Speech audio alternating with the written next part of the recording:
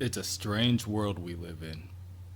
Cliff Steele sits at a table with his pencil to the pad, drawing a blank. Kay Chalice tells Cliff that she will give him a penny for his thoughts, but he doesn't believe that they are worth that much at the moment. Kay embraces Cliff and tells him to tell her anyway, so he does. He was just thinking about what a beautiful day it is, what a beautiful world it is, and just how lucky of a man he is to be married to her. But Kay tells him that she isn't his wife. Cliff stands back and stares at Kay. This must be some kind of joke. But it isn't. Kay informs Cliff that his wife died 2 years ago. Everyone did. Everyone except Cliff. The insects buzzing within her created this to maintain his illusion of reality. Cliff's belief in the world was necessary for the final phase of the experiment. But now, there's nothing left but smoldering ruin. Kay grabs at her jawline before her ear and pulls back her skin, revealing hundreds of thousands of buzzing insects spiraling around feverishly. Cliff cannot help but do little more than scream, as he is now in the wonderful land of clockwork. Static. Black, gray, white, buzzing together, spiraling into electronic static. Finally, Robotman awakes on the ground, surrounded by the members of the Doom Patrol, Rebus, Elastigirl, and of course, Dr. Calder. As they help Robotman to his feet, Robotman feels weird, dizzy. Rebus informs Cliff that Madame Rogue and Captain Zal are dead, but the bomb blast they set off shook Robotman's internal electronics. But everything is alright now. It's time for them to go home. So Robotman does. He goes home with them, but he doesn't feel right. They take him to the place where they live. There's a green kid there, but Robotman doesn't see him too often. They say maybe he's been damaged by some sort of electromagnetic pulse, or something like that. The team must be some kind of society. Robotman stays in this place, and there's a kind of horror that comes with being stuck within a metal body. It seems to be dark a lot, and people continue to come and go. They all admittedly seem pretty concerned about Robotman, but he's not sure what to do, so he just reads books and tries to connect with all the stuff they keep telling him. It was all weird names and shit that Robotman can't be expected to remember. And then there's the one time he went looking for the others. It's kind of weird and dark in the house. TV screens flickering, machines lighting up. But still, he can't find anyone. But there's a trap door and he manages to lift it. And this noise gets louder. It's as if the noise of the world was clockwork and nobody knew. The same sound that you hear at night in lonely places. Tick, tick, tick. It's the sound of the secret machinery at the center of the world. It feels like this terrible fear, like Robotman has stumbled into the worst thing in the world, the thing that no one's supposed to know. And then, that is when he sees the others, his friends. The other Doom Patrol members turn around and Robotman realizes that they don't have any faces. And they are tending to some big computer or machine or something like that. Static. He doesn't know what it is. They're like bugs. Or maybe bugs are behind it all. It sounds pretty stupid. Even Cliff can see that. His therapist, however, grows very concerned. These strange reoccurring dreams have been happening off and on ever since Cliff's accident. This idea of being trapped in a huge machine is not uncommon. Before his accident, Cliff was in control of his life. He had self-direction and purpose. The crash changed all that. His therapist tells him that now he feels impotent, at the mercy of unknown and inhuman forces. So his unconscious reacts by constructing grandiose conspiracies By making himself a sole victim of these plots, he restores his own self-importance in a distorted fashion. The fact is, he is very lucky to be alive. However, what disturbs his therapist the most is the way that Cliff appears to himself as some sort of robot in his dreams. Normally, the therapist would find these kinds of things in schizophrenics, a disassociation from the body, a sense of being abstracted from the day-to-day physical world. The body becomes remote, robotic, disconnected. At the end of the session, the therapist tells Cliff to look after himself, but he always says that. What he really means is, hey Cliff, look after your wallet. All he ever does is talk shit and fill Cliff with pills, which reminds him, he needs to fill his prescription from last week. And so, Cliff turns around and slumps back to the office like something even Frankenstein would have tossed to the scrap heap. As he approaches, he sees an odd light flickering from just beyond the door. Two shadows pressed up against the glass. One of the shadows larger in size than the other, but distorted.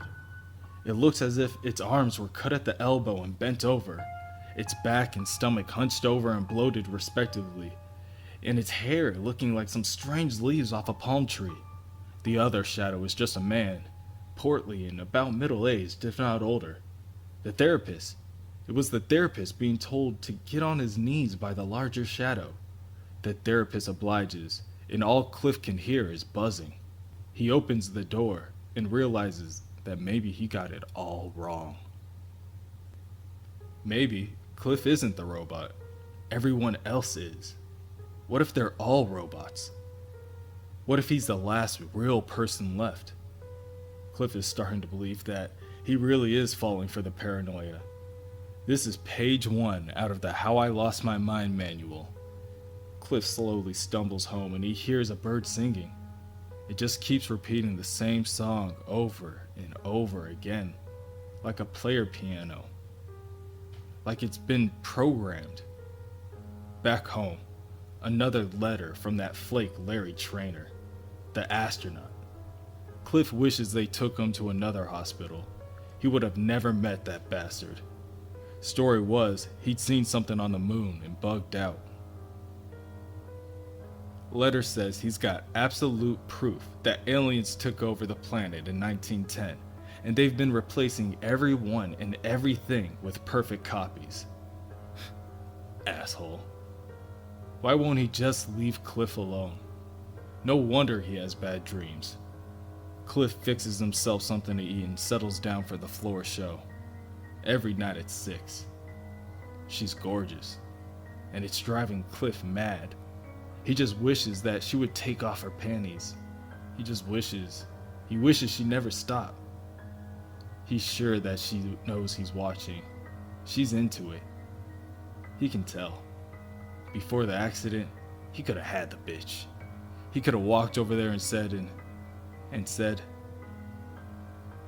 The woman dances and locks eyes with Cliff. Insects spiral around her as she turns around, and Cliff sees a cord emerging from the base of her neck. She's one of them. Cliff runs over to the sink and vomits everywhere. He's losing it.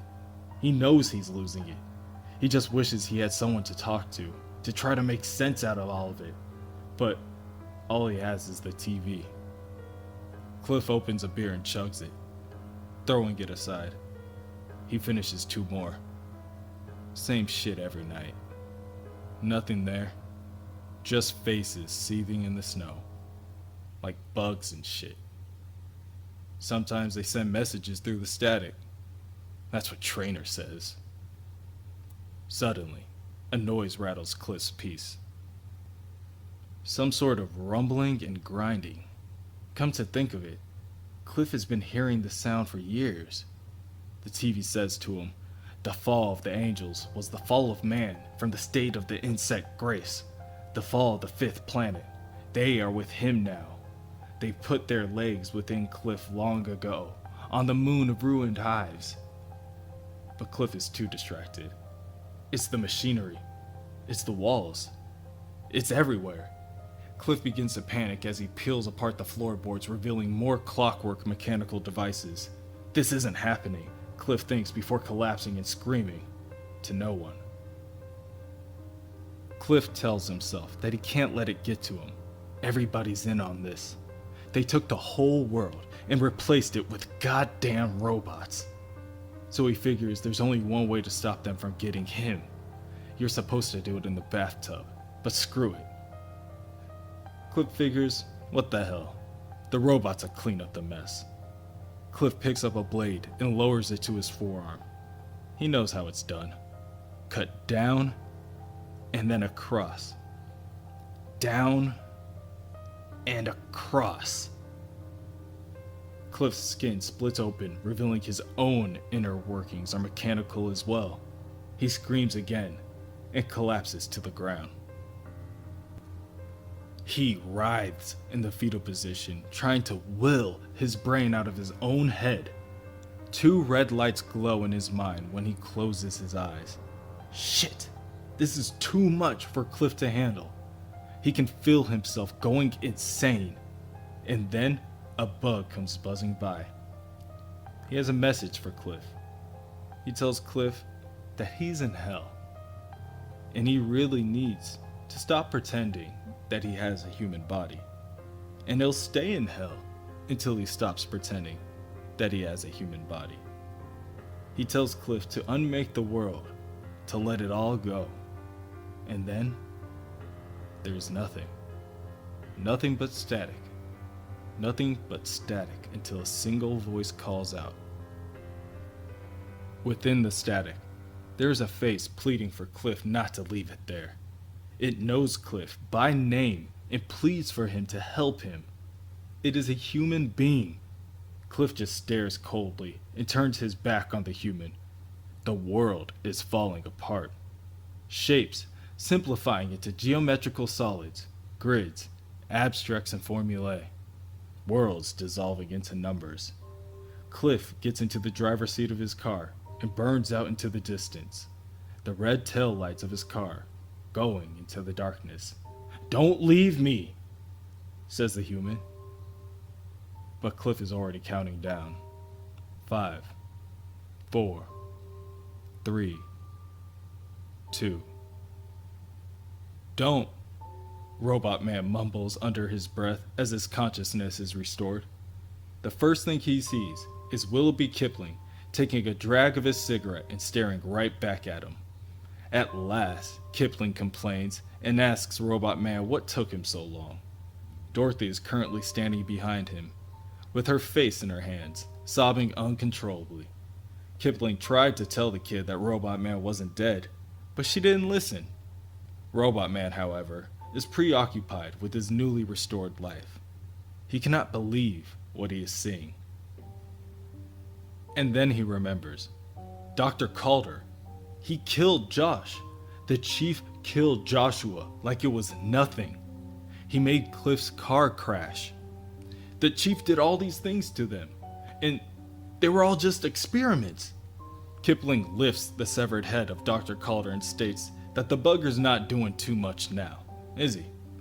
It kind of reminds Kipling of Baphomet. Slightly less irritating, though. Robotman states that he can't take any more of this. His whole world is falling apart.